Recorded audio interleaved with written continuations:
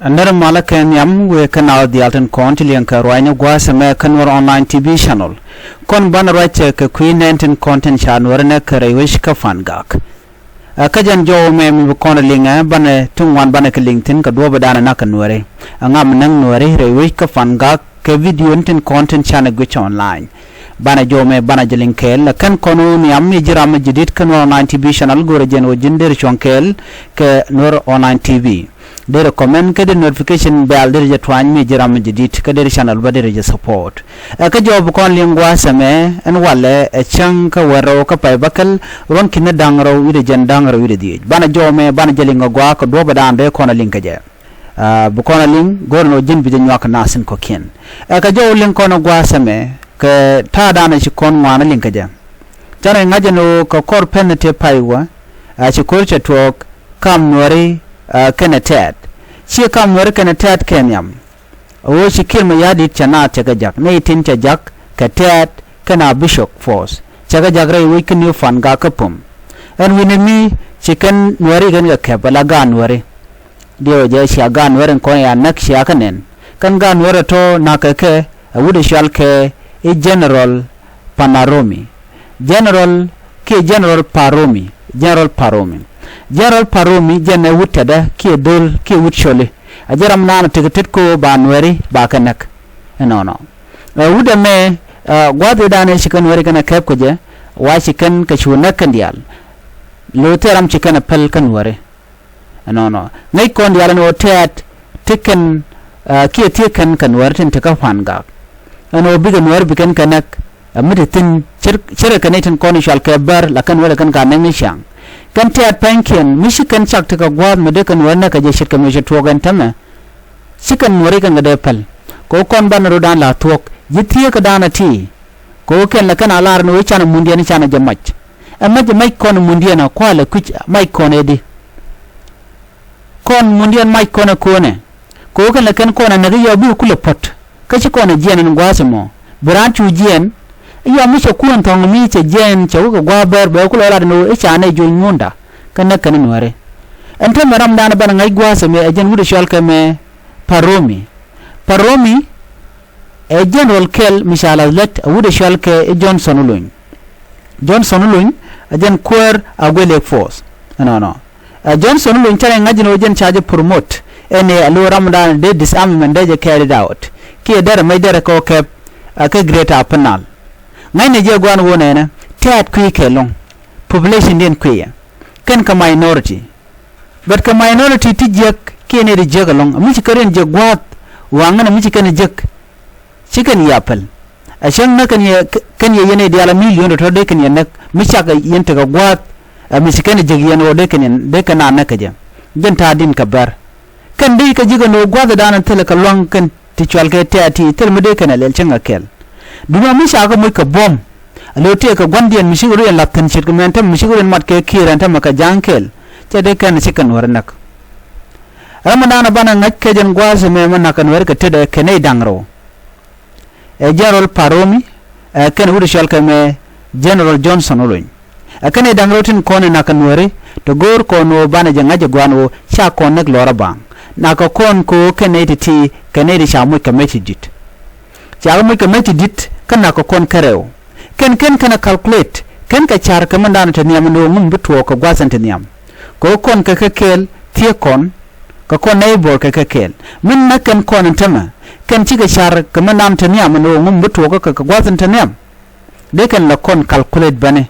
de kan la kon char tuna gwanwo min na kon wari tama kerun mu kolan we ka gwe ka jang mum buto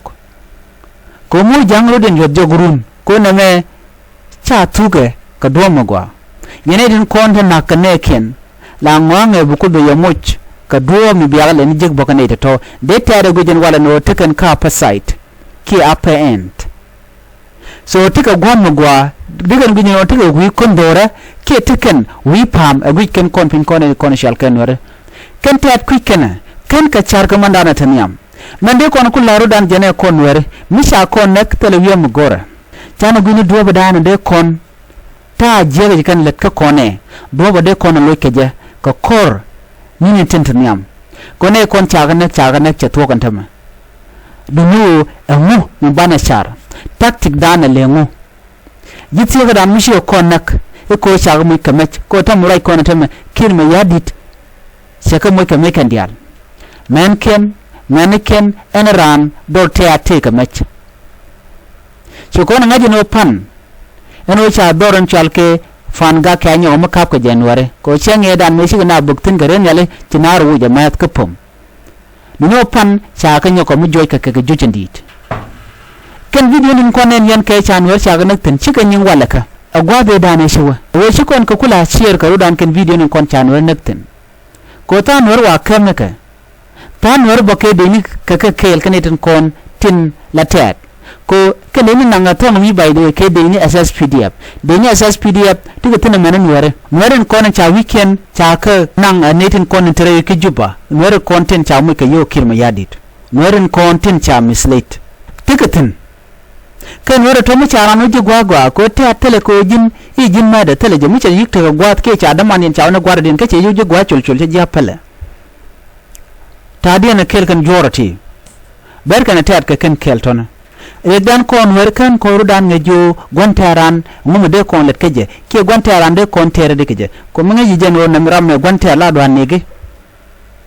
ta tige jitaran ka gwade dan ta bi kon kan go ka man kon ka gwade dan wonde ci do jok tele ko re ke du no ke kor gwade pay wo ci ko re chana kanen ka kamni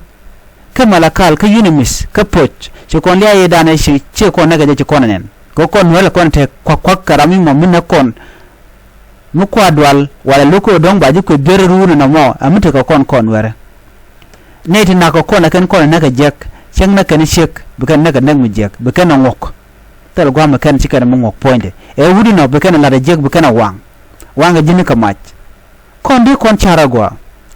mi shi kon ko ben gwa men tame eno chitat chikana me chikana ku nyok nakan kon kanang mudit chika ne kon chikan kala dol pin yut kan kon video ne ken turu ne ken ngum de kon alel ma yen shar gar na madar te pek ka kon ashin bi mal ba banba tare to go de kon te tin dor te tin ka kanal ka pg ka panyikang weekend yal kon te tin gare da gwan wo de ka dakan yal ne di na ga ye ne to churu lo lei chicken dear chika human ne more can cause ne na ka ye kanang mu jek chinang mo gwa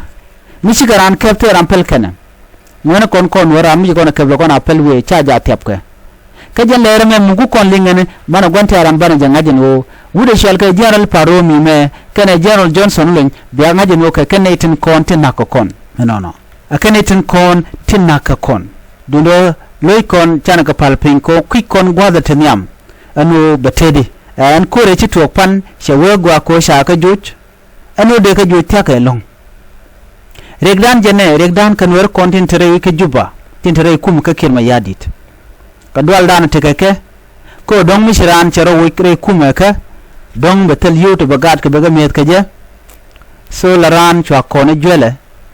chele dier ko nuere na ka ti gad ni gad na ka moni katiga kel ka wujjang manan mo kunala nakala kirma yadit